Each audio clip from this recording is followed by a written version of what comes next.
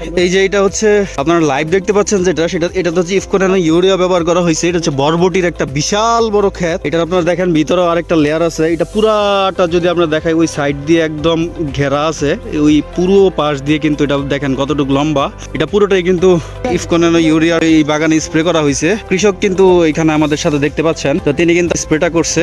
তো দেখেন উনি কিন্তু আধুনিক যন্ত্রপাতির মাধ্যমে আসলে এই জায়গায় স্প্রেটা করতেছে। এই যে আমাদের ইফকো ইউরিয়া স্প্রে। আমরা আমার মুখ থেকে রিভিউটা জানবো যে ব্যবহারের পর কি ধরনের উপকার কিন্তু পাইছে। আসসালামু আলাইকুম। ওয়ালাইকুম সালাম রহমতুল্লাহ। আসসালামু আলাইকুম। ওয়ালাইকুম আসসালাম। জি, আপনার নাম ঠিকানাটা একটু বলতে। স্যার, আমার নাম হচ্ছে মোহাম্মদ সালাউদ্দিন, বাড়ি কোম্পানিগঞ্জ, জেলা নোয়াখালী, 8 নং ওয়ার্ড। তো ভাই, আপনার এখানে জমির পরিমাণ কতটুকু?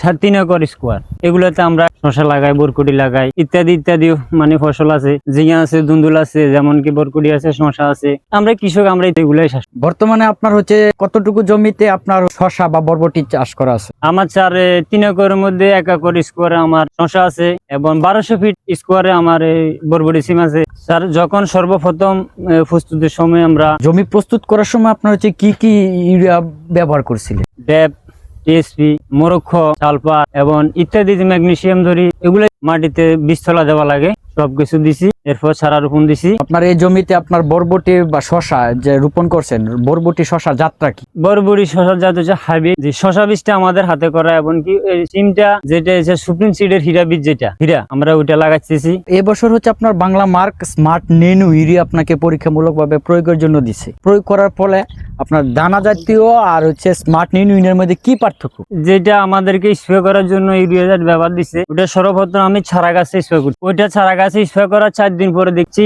আকর্ষণ গ্রোথটা কালো হয়ে উপরের দিকে জলসানো, মানে এটা ফেঁসে গেছে। আবার কয়েকদিন পরে আবার একবার স্প্রে করতে বলছে, তখন একবার স্প্রে দিছি। কিছুদিন আগে একবার দিছি, দেখেন গাছগুলো এখন একেবারে কালো। মাশাআল্লাহ, এভাবে থাকলে আমাদের ফসল উন্নতি হবে। আপনার হচ্ছে স্মার্ট নেনু ইউরিয়া ব্যবহার করার পর আপনি কি অর্থনৈতিকভাবে উপকৃত বা স্বাবলম্বী হচ্ছেন? জি স্যার, ইনশাল্লাহ আমাদের ফেটে দিচ্ছে।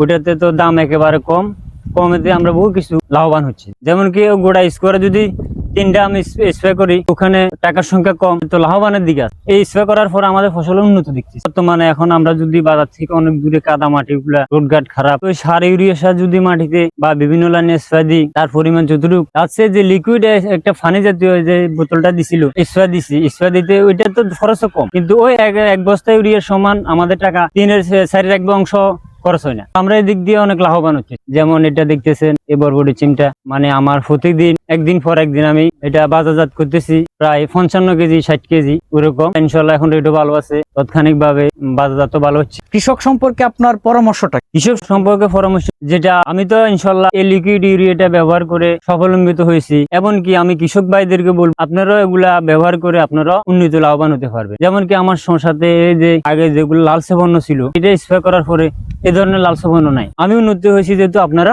উন্নতি হবেন। ধন্যবাদ বাংলা মার্কা আমাদেরকে লিকুইড দেওয়ার জন্য, এমনকি আমরা স্বাবলম্বী হয়েছি। ভবিষ্যতে যেন আমরা লাভবান হতে পারি, সকল কৃষকের যেন লাভবান হতে পারে, এটাই আমার কাছে প্রত্যাশা রইল। আসসালামু আলাইকুম, ধন্যবাদ সবাইকে।